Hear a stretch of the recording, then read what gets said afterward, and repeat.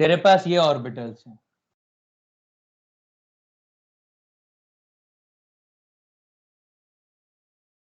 ठीक है। दूसरी तरफ तेरे पास ये वाला ऑर्बिटल है पैरेलल,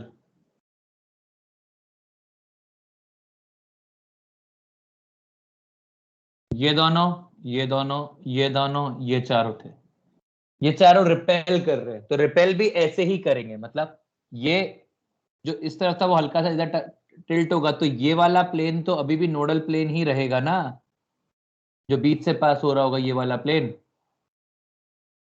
ये वाला प्लेन भी नोडल प्लेन रहेगा एंटी बॉन्डिंग में। बस ये बीच का प्लेन एक्स्ट्रा आ जाएगा, तो 3 नोडल प्लेन आ जाएंगे दिवांग।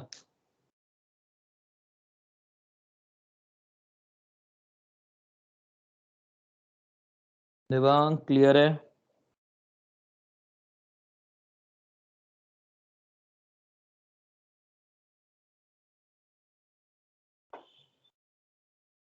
और किसी को कोई डाउट है?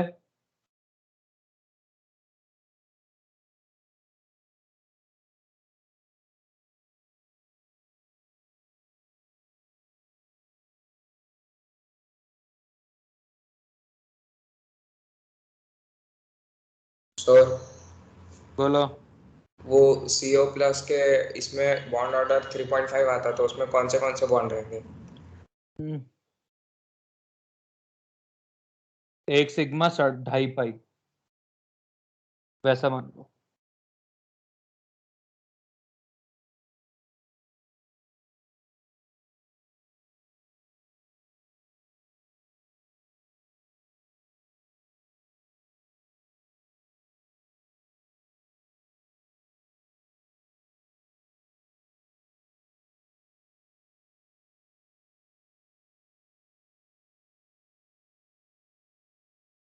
और कोई डाउट?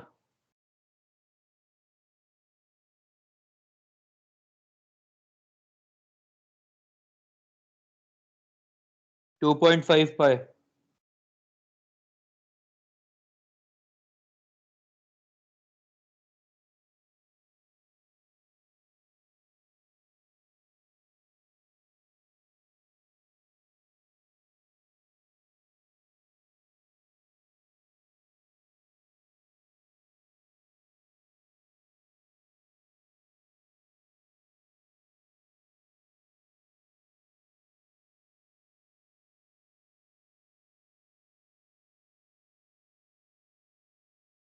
चलिए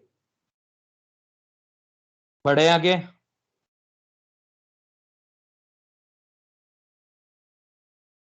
अब इसके बाद है कौन कौन से कंपाउंड एग्जिस्ट नहीं करते हैं और क्यों नहीं करते हैं।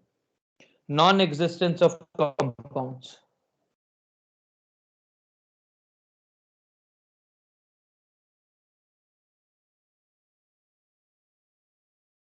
Non existence of compounds,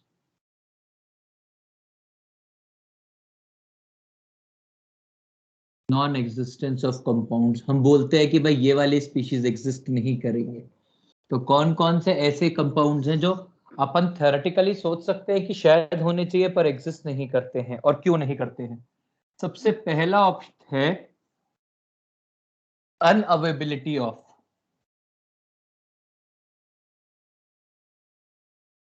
ability of D orbitals. पहला होता है कि भाई डी ऑर्बिटल्स अवेलेबल नहीं है, इसलिए बहुत सारे मॉलिक्यूल्स एग्जिस्ट नहीं कर सकते हैं। एग्जाम्पल समझिए इसकी, OF4, NCl5, NF5, OF6, etcetera. इन सब कंपाउंड में ये प्रॉब्लम होती है। भाई हम क्यों कंपेयर कर रहे हैं? भाई SF4 था, एग्जिस्ट करता है, PCl5 है, एग्जिस्ट करता है, PF5 है, एग्जिस्ट करता है, SF6 है, एग्जिस्ट करता है, तो ये सब एग्जिस्ट करते हैं, तो ये क्यों नहीं एग्जिस्ट करते? क्यों? क्योंकि इनके अंदर they do not have vacant D orbital. यदि डी ऑर्बिटल ही नहीं होगा तो expansion of octet is impossible. Therefore, expansion of octet is impossible. ठीक है। दूसरा, बॉन्ड ऑर्डर 0। कौन कौन से ऐसे कंपाउंड है जो बॉन्ड ऑर्डर 0 होने की वजह से एग्जिस्ट नहीं करते हैं? Example, He2, Be2, H22 minus, Li2 2 plus, Li2 2 minus. ये सब वो कंपाउंड है जो बॉन्ड ऑर्डर 0 होने की वजह से एग्जिस्ट नहीं कर पाते हैं, जो अभी अपन ने एमओटी में पढ़ा। ठीक है भाई, आपको मालूम है हीलियम 2 का बना लेते हैं, 4 इलेक्ट्रॉन सिस्टम है। यदि अपन ने इसका एमओटी डायग्राम बनाए तो इसका एमओटी डायग्राम कैसा बनेगा? ऐसा।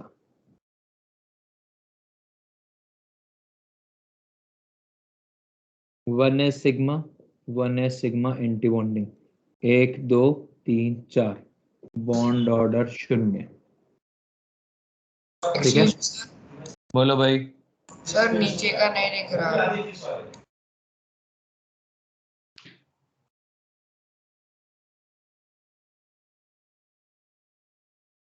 अभी देखा?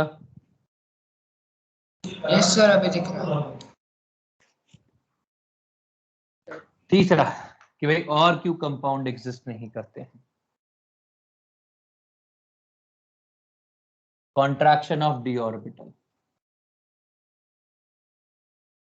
कॉन्ट्रैक्शन ऑफ डी ऑर्बिटल मतलब जो कॉन्ट्रैक्ट नहीं कर पाते हैं वो। भाई समझिए, आपके पास PF5 एग्जिस्ट करता है, SF6 एग्जिस्ट करता है, पर आपके पास PH5 एग्जिस्ट नहीं करता, आपके पास SH5 एग्जिस्ट नहीं करता, SH6 एग्जिस्ट नहीं करता। तो ये क्यों एग्जिस्ट नहीं करते? क्योंकि इनके अंदर D orbital do not contract. D orbital contract करना चाहिए, जो यहां पे कॉन्ट्रैक्ट नहीं करता है। समझिए, for hybridization energy of orbitals must be similar. अब आपने लिखा फॉस्फोरस के लिए, लिखा मान लो 3s 3p 3d। मान लीजिए ये है, ये जो एनर्जी गैप है ना, this energy gap is huge, gap is big. In order to reduce this energy gap, in order to reduce this energy gap,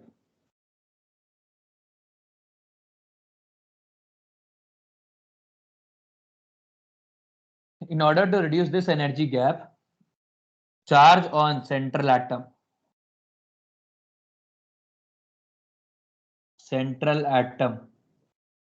must be high, and this charge, और ये चार्ज कौन सा है? Positive है। This positive charge contracts,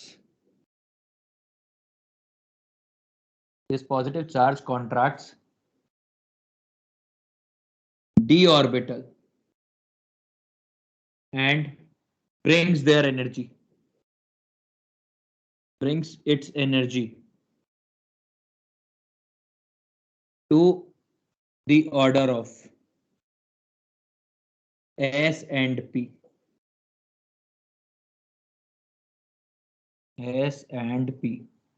and therefore allow mixing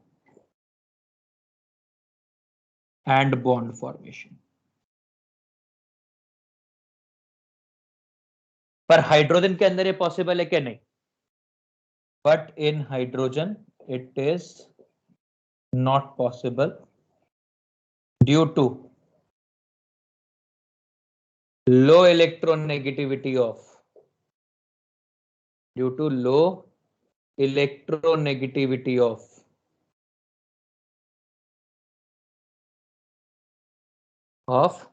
hydrogen.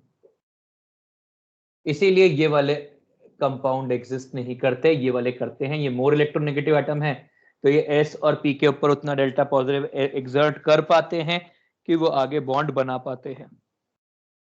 ठीक है.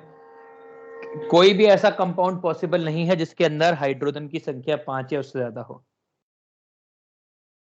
ठीक है, कॉपी करिए.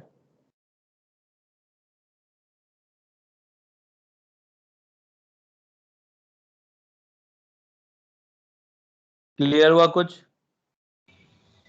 हाँ सर. हाँ सर. एक्सपेंशन ऑफ ऑक्टेट मतलब हाइपरवेलेंट कंपाउंड्स.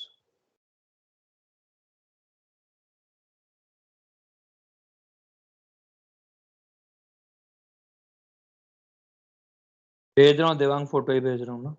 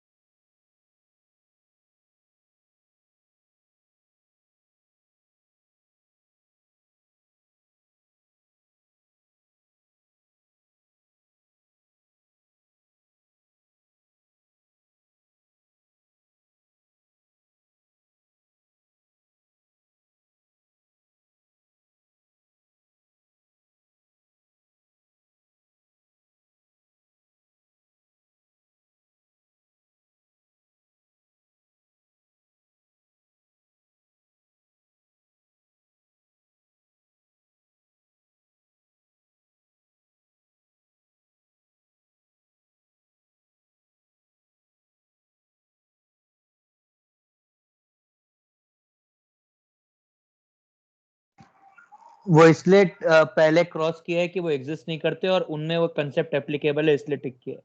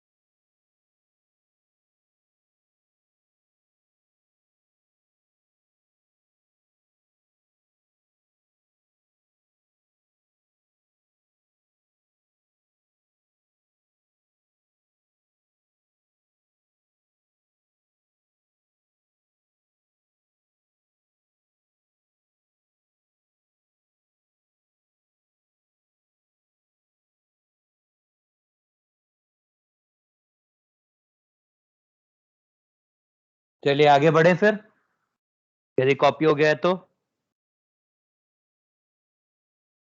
आज आर्यन नाम का बच्चा नहीं है क्या हमारे साथ? की आवाज नहीं आई सर हो अच्छा, तेरी आवाज नहीं आई तो कंफ्यूज हो गया था। सर, नेट प्रॉब्लम है थोड़ा। अच्छा, कॉपी हो गया तो आगे बढ़े साहब।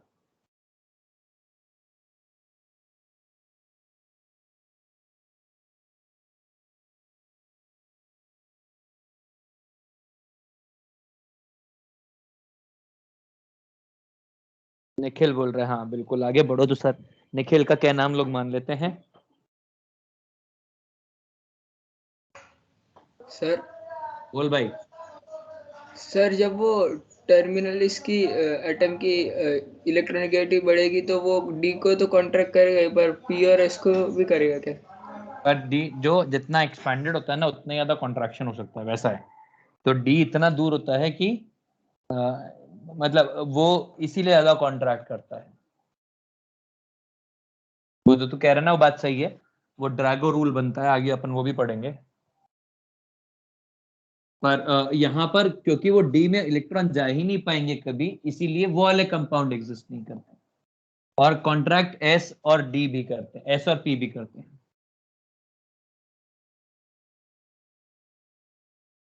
ठीक है सर।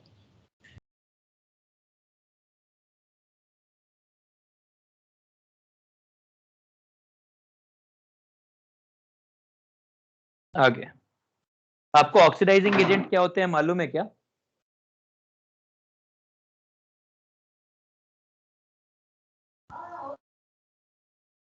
अरे जो मैंने बताया खुद कभी, रिड्यूस हो जाते हैं।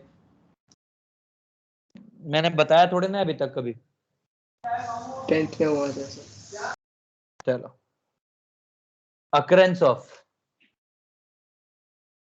fourth occurrence of both oxidizing agent and reducing agent in a compound। पहले बात करते हैं कि ऑक्सीडाइजिंग एजेंट क्या होता है।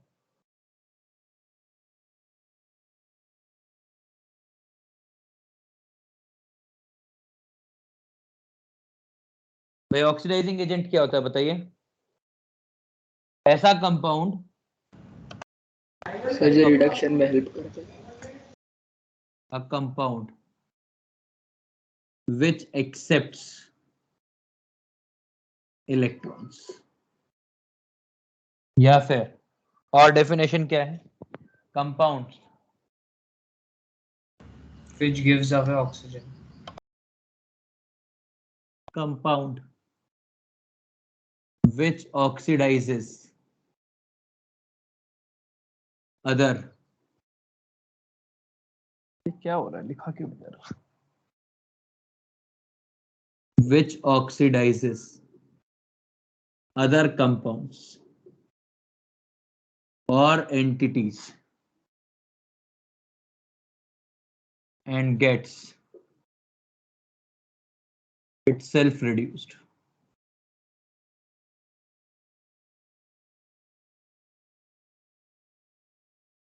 ठीक है, itself gets reduced, उसको बोलते हैं ऑक्सीडाइजिंग एजेंट। मतलब आपके पास एक कंपाउंड है A+5, इसने इलेक्ट्रॉन एक्सेप्ट किए और ये बना लिया A+2, 3 इलेक्ट्रॉन एक्सेप्ट किए, तो इसने ये एक ऑक्सीडाइजिंग एजेंट हुआ क्योंकि वो रिड्यूस हो रहा है खुद से, और कोई और ऑक्सीडाइज हो रहा होगा। ठीक है, तो अब ये कंपाउंड कौन कौन से होते हैं, जैसे एग्जांपल अपन बात करें कि कुछ अच्छे ऑक्सीडाइजिंग एजेंट, KMnO4 ये एक अच्छा ऑक्सीडाइजिंग एजेंट है, ये Mn+2 में कन्वर्ट होता है। यहाँ पे Mn की ऑक्सीडेशन स्टेट है +7। मैंने ऑक्सीडेशन स्टेट तो पढ़ाई है ना आपको पहले? हाँ सर। हाँ, तो Mn की ऑक्सीडेशन स्टेट है +7, यहाँ पे Mn की +2, इसने 5 इलेक्ट्रॉन एक्सेप्ट किए हैं, तो ये बहुत अच्छा ऑक्सीडाइजिंग एजेंट है।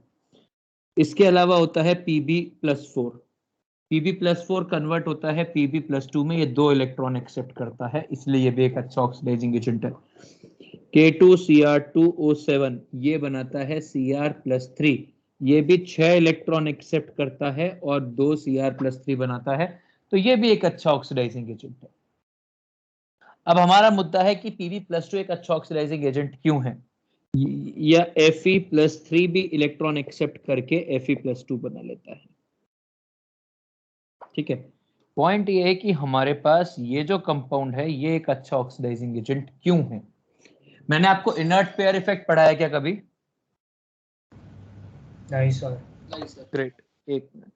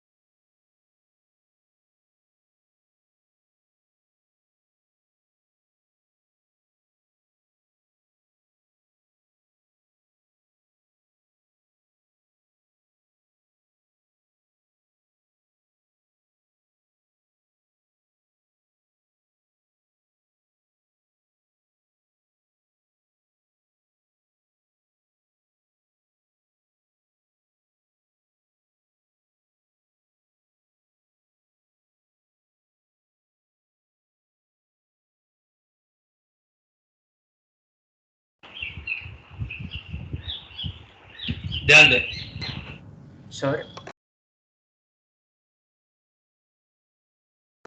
जरा पीबी का इलेक्ट्रॉनिक कॉन्फ़िगरेशन लिखते हैं। पीबी का इलेक्ट्रॉनिक कॉन्फ़िगरेशन क्या होता है बताओ? कार्बन फैमिली में आता है, carbon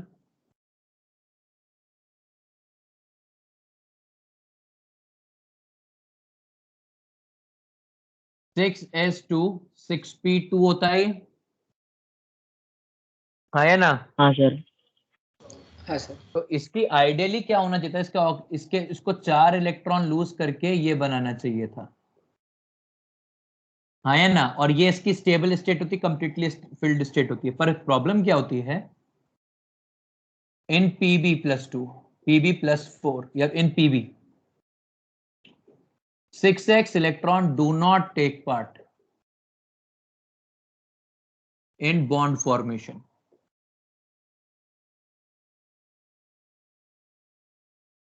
They remain inert. They remain inert due to which they remain inert and hence called inert pair, and effect called inert pair effect. This effect arises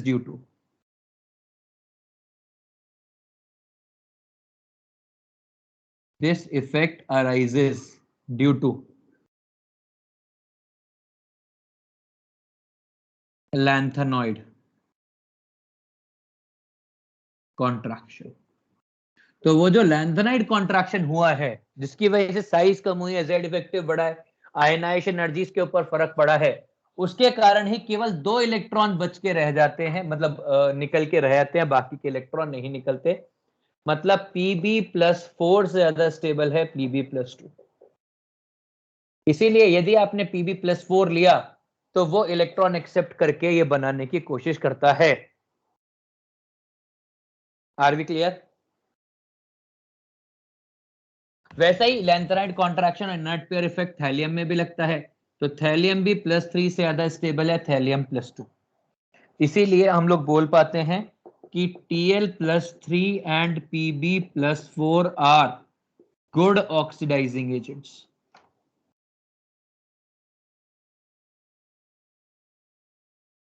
ठीक है, अब रिड्यूसिंग एजेंट क्या होते हैं? Reducing agent oxidising agent के उल्टे, a compound which donates electrons and gets themselves oxidized. ठीक है, जो खुद को ऑक्सीडाइज करवा लेते हैं वो, और दुनिया को रिड्यूस करते हैं. एग्जाम्पल सोडियम, ये Na+ देता है और इलेक्ट्रॉन प्रोड्यूस करता है. I- बनाता है और इलेक्ट्रॉन डोनेट करता है. तो ये भी एक ठीक ठाक रिड्यूसिंग एजेंट होता है. और बस ठीक है. ये जो इनर्ट पेयर इफेक्ट है ना, ये भी ये इसमें एक और चीज यहां लिख देता हूं मैं. Inert pair effect increases down the group. ये थोड़ा सा एसएन में भी लगता है, मतलब हल्का सा, पर एसएन से कई गुना ज्यादा पीबी में लगेगा. एसएन के लिए +2 से ज्यादा स्टेबल होती है +4. हर एलिमेंट के लिए ये +4 मोर स्टेबल. कॉपी करिए प्लीज, फिर आगे बात. सर बोलो भाई. सर एसएन में कैसा लगेगा? उसमें तो लैंथेनाइड कॉन्ट्रैक्शन होगा ही नहीं. बिल्कुल नहीं है, तो इसलिए, पर उसके अंदर वो जो स्टेबिलिटी है, वो जो ऑर्बिटल स्टेबिलिटी है, उसकी वजह से लग जाता है. ये NH2 स्टेट आती है ना उसके अंदर, 2 इलेक्ट्रॉन निकलने के बाद, हाँ सर. तो वो भी स्टेबिलिटी होती है, NH2 भी. तो हाँ सर. भाई देवांग, लैंथेनाइड कॉन्ट्रैक्शन की वजह से क्या होता है ये बता पहले तू.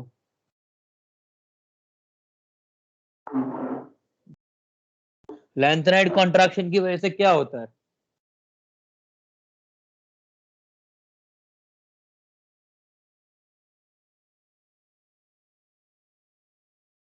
और आयनाइजेशन एनर्जी बढ़ती है, मतलब इलेक्ट्रॉन्स के प्रति अट्रैक्शन बढ़ जाता है. यदि इलेक्ट्रॉन्स के प्रति अट्रैक्शन बढ़ जाएगा तो इलेक्ट्रॉन निकलने की टेंडेंसी कम हो जाएगी. तो फिर +4 की जगह +2 में ही रुक जाएगा वो, उसके आगे इलेक्ट्रॉन देगा ही नहीं, मना कर देगा इलेक्ट्रॉन देने से.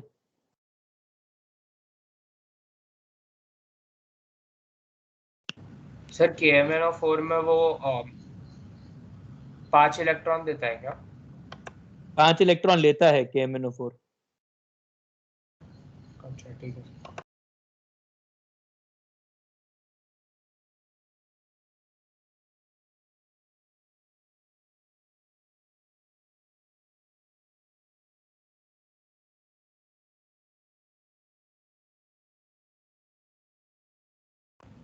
सर तो मतलब वो रिड्यूस हो जाता है ना? हम्म.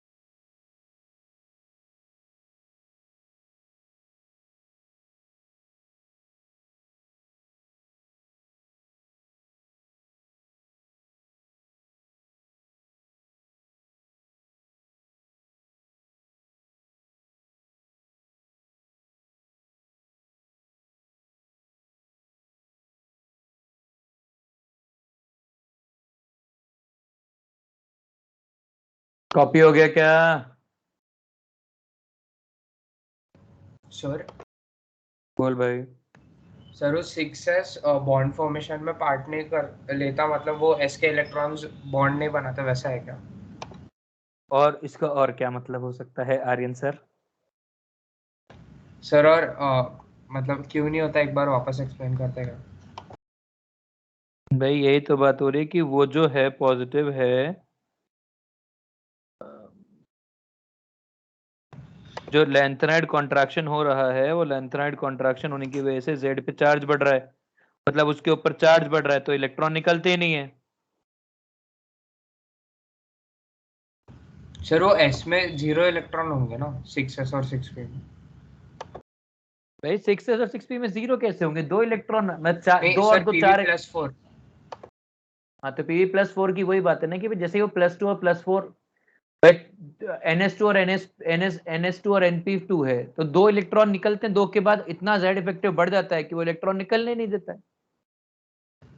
अच्छा, तो 6 pv+4 एग्जिस्टेंट में कैसा आता है? अबे जबरदस्ती करोगे तो करेगा क्यों नहीं बताओ? जबरदस्ती कर रहे हो आप तो करता है, नहीं करते हो तो नहीं करता है, वैसा है।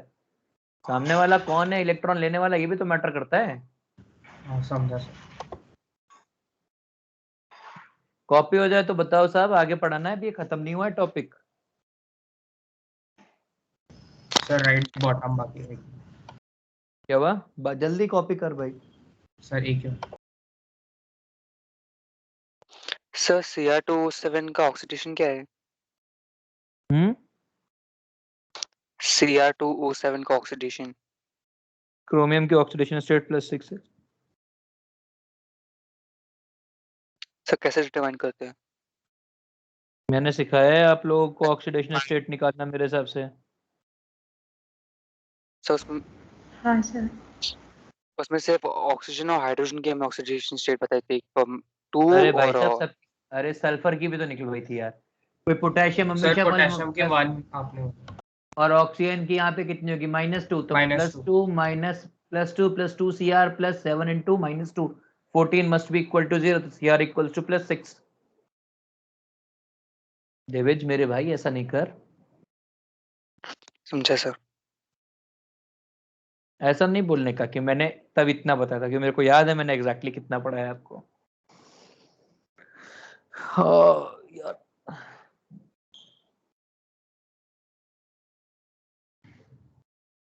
प्लीज कॉपी कर लीजिए।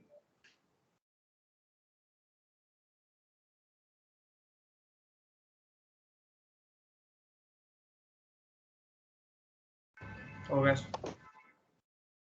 हम्म,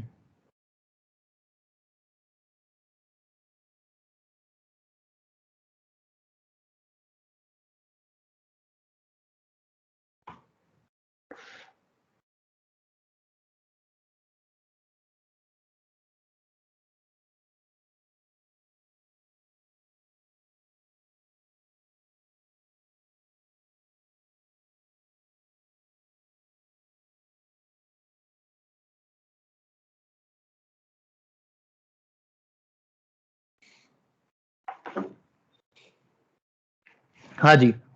तो अब ये रिड्यूसिंग एजेंट्स है, तो इसकी वजह से कौन कौन से कंपाउंड एग्जिस्ट नहीं करते हैं समझिए।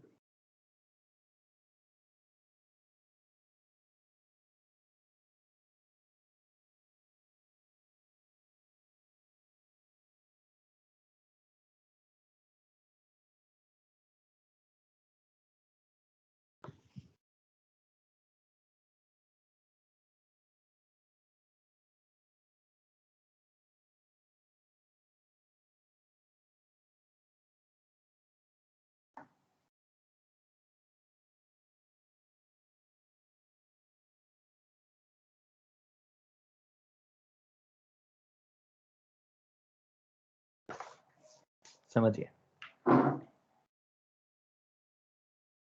PbI4 does not exist।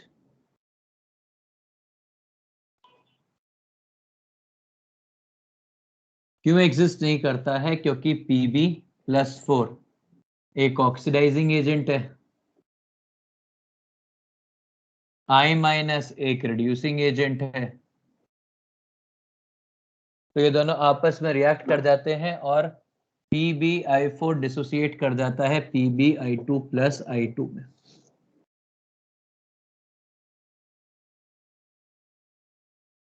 ठीक है, और यदि मान लीजिए आपके पास PbBr4 हो, तो ये हल्का सा, मतलब ये रूम टेम्परेचर के ऊपर, ये तो एग्जिस्ट ही नहीं करता है, ये एग्जिस्ट करता है पर रूम टेम्परेचर पे ही डिसोसिएट कर जाता है, ये हीटिंग के ऊपर डिसोसिएट करता है। और PbF4 एग्जिस्ट ही नहीं करता है, हाँ, ये डिसोसिएट नहीं करता, ये स्टेबल है। वैसा है, क्यों? क्योंकि जो रिड्यूसिंग टेंडेंसीज है ये भी वैसे ही होती हैं, डाउन द ग्रुप कम बढ़ती जाती हैं। अब और कौन सा एग्जांपल है भाई? TlI3, यहां पे Tl+3 में एग्जिस्ट नहीं करता, ये कंपाउंड एग्जिस्ट करता है, पर ये एक कंपाउंड में Tl+1 में एग्जिस्ट करता है और I3- में एग्जिस्ट करती है, इसलिए इसको ऐसे लिखते हैं। कुछ ऑथर ऐसे भी लिखते हैं, पर यहाँ पे oxidation state of thallium is not +3, it is +1। ठीक है, FeI3 एग्जिस्ट नहीं करता है, ये यदि आप बात करेंगे तो FeI3 डिसोसिएट कर जाएगा FeI2 प्लस I2 के अंदर। आप लेंगे CuI2, ये कन्वर्ट हो जाता है Cu2I2 प्लस I2 के अंदर।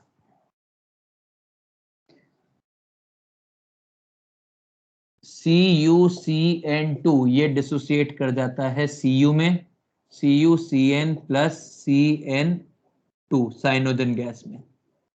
ये जो Cn होता है ना, Cn है, SCN है, OCN है, ये सब, इन सब कंपाउंड्स को जिनकी सिंगल वैलेंसी और ये लीनियर होते हैं, इनको अपन बोलते हैं pseudo halogen. 1-1 charge and small size, इनको अपन लोग रिप्रेजेंट करते हैं सूडो हैलोजन। तो CuCN2 भी डिसोसिएट कर जाता है इसमें, और कौन कर जाता है? CuSCN2 ये डिसोसिएट कर जाता है CuSCN plus SCN whole twice में। ठीक है, क्योंकि इसमें भी वही बात है कि भाई ऑक्सीडाइजिंग एजेंट और रिड्यूसिंग एजेंट दोनों साथ साथ रहते हैं, जिनको साथ साथ रहना मुश्किल होता है।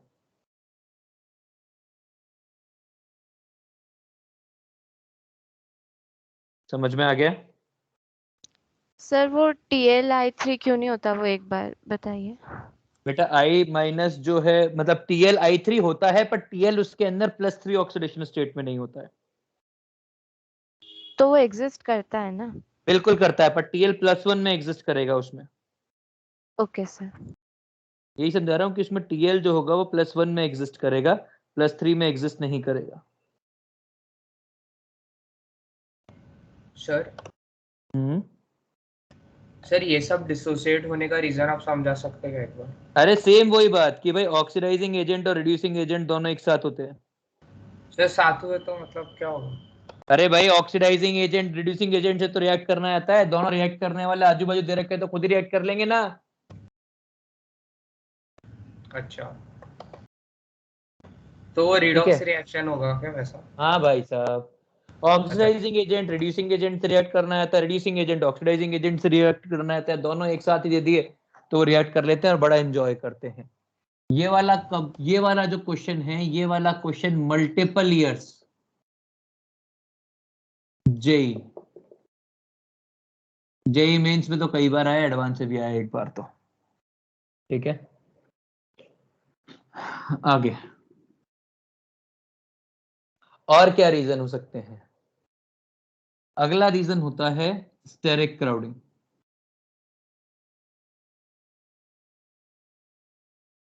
स्टेरिक क्राउडिंग मतलब इतने ज्यादा एटम्स आजू बाजू आ जाना कि वो अरेंज नहीं हो पाए स्पेस के अंदर। यदि terminal atom is nearly or equal to or larger than central atom, then coordination number 6 is not possible.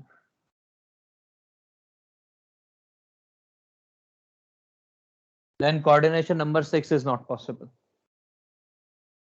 ठीक है, समझाता हूं कैसे. हमने कहा SF6 हो सकता है, SCl6 नहीं होता है.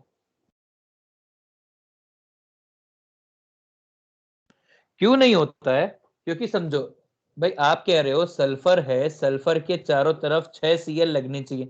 अरे तो 6 Cl लगाने की जगह भी तो होनी चाहिए भाई. ये 6 Cl लगाने के लिए इतनी स्पेस चाहिए, उतनी स्पेस ही नहीं होती है. तो क्या होगा ना, there is not enough space, there is not enough space around S to accommodate 6 Cl minus. तो नहीं होता है, तो एग्जिस्ट नहीं करता है. ठीक है भाई, आप समझो यदि चारों तरफ एटम लगाने इतनी स्पेस चाहिए, यहां नहीं होती है, इसलिए एग्जिस्ट नहीं करता है. यदि होती तो एग्जिस्ट करता. तो HCl6 एग्जिस्ट नहीं करता है. और क्यों है? क्योंकि size of S, radius of S is nearly equal to radius of Cl. दोनों आजू बाजू वाले एटम है. यदि थोड़ा सा भी आप बड़ा एटम ले लेते, मान लो ये छोटा एटम है, इसके आजू बाजू वाली जगह भी छोटी होगी, तो उसमें 6 एटम लेते. आप थोड़ा सा बड़ा एटम ले लेते, तो उसके आजू बाजू यदि आप 6 क्लोरीन लगाए तो जो लग जाते हैं, क्योंकि जैसे ही एटम बड़ा हुआ तो उसके आजू बाजू वाली स्पेस भी बढ़ जाती है. तो इसीलिए PCl6 माइनस तो एग्जिस्ट करता है, HCl6 एग्जिस्ट नहीं करता, कि PCl6 के अंदर फास्फोरस की साइज क्लोरीन से ठीक ठाक बड़ी है. आगे और कौन एग्जिस्ट नहीं करता इसी कारण से? ICl7, IF7 एग्जिस्ट करता है, ये एग्जिस्ट नहीं करता है. PBr6 minus, PI6 minus exist नहीं करते हैं, जबकि PCl6 माइनस और PF6 माइनस एग्जिस्ट करते हैं. समझ में आया? अभी अपन ने डिस्कस किया था, ये एग्जिस्ट करते हैं, ये एग्जिस्ट नहीं करते हैं. सॉलिड स्टेट हाइब्रिडाइजेशन में देंगे ना, तो PBr5 PBr4 plus and Br minus बनाता है. PI6 जो PI5 होता है वो PI4 प्लस और I माइनस बनाता है. ये दोनों नहीं बना सकता, क्योंकि साइज परमिट नहीं करता. साइज को परमिट करना चाहिए, तभी ये चीज पॉसिबल है, वरना पॉसिबल नहीं हो पाती है. ठीक है, प्लीज कॉपी कर लीजिए. सर बोलो भाई. सर, तो ऐसे हाइपरवैलेंट कंपाउंड जिनके मतलब सेंट्रल एटम टर्मिनल से ज्यादा छोटे हो, तो वो स्टेरिक राउंडिंग के अंदर आएंगे क्या? नहीं, जो जहां पर टर्मिनल एटम सेंट्रल एटम से बड़ा या उसके बराबर है, वो स्टेरिक क्राउडिंग में आएंगे. सर, हाइपरवैलेंट होना कंपलसरी है? वो मतलब जैसे S हाइपरवैलेंट है, बिल्कुल. कम से कम 6 कोऑर्डिनेशन नंबर चाहिए. 6 कोऑर्डिनेशन नंबर से कम में कोई फर्क नहीं पड़ता. 6 कोऑर्डिनेशन नंबर से कम में कोई टेंशन. आज की क्लास हो गई, इसके बाद का कल पढ़ेंगे. प्लीज कॉपी कर लीजिए. कल अपन इसका एक और रीजन है इलेक्ट्रॉनिक रिपल्शन, वो करेंगे. और इलेक्ट्रॉनिक रिपल्शन के बाद अपन ड्रैगो रूल पढ़ेंगे, और फिर अपन ये वाला पार्ट खत्म कर देंगे. वैसा है. मैं आपको फोटो भेज दे रहा हूँ. सर, P माइनस की साइज S से बड़ी होती है, उसलिए PCl6 वो करेगा क्या एग्जिस्ट? बिल्कुल, यही मैंने बोला है अभी थोड़ी देर पहले. ज्यादा देर भी नहीं हुई इस बात को बोले हुए.